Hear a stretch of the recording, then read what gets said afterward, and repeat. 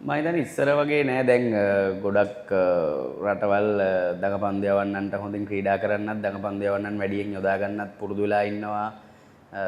මම හිතන්නේ ඉස්සර තමයි අර ඒ රටවල් කට්ටියට ස්පින් සෙල්ලම් කරන්න බෑ එහෙම එකක් තිබුණා. නමුත් ඔවුන් දැන් හොඳින් ක්‍රීඩා කරනවා ස්පින් පිචස් වල ඇවිල්ලා. ඉතින් අපි try කරනවා වගේම ඒ වගේ රටවල් වලට ගිහිල්ලා සීම් ස්විං වෙන කන්ඩිෂන් වල හොඳට බැට් කරන්න ඒගොල්ලෝ try කරනවා. ඉතින් දඟපන්දු යවන්නන් ගොඩක් improve වෙලා තියෙනවා මම හිතන්නේ.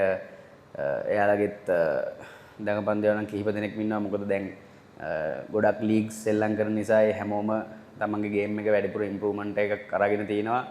ඉතින් ලොකු කරටකර සටනක් යන්නේ මං හිතන්නේ. මොකද ඇඩිල් රෂීඩ් වගේ ක්‍රීඩකයෙක් ගත්තොත් අපේ ඉන්න දඟපන්දු යවන්නන් ඔක්කොටම වැඩි ක්‍රීඩා තරඟ සංඛ්‍යාවක් ක්‍රීඩා කරලා තිනවා. මං හිතන්නේ 150ක් හෝ 200කට ආසන්න තරඟ සංඛ්‍යාවක්.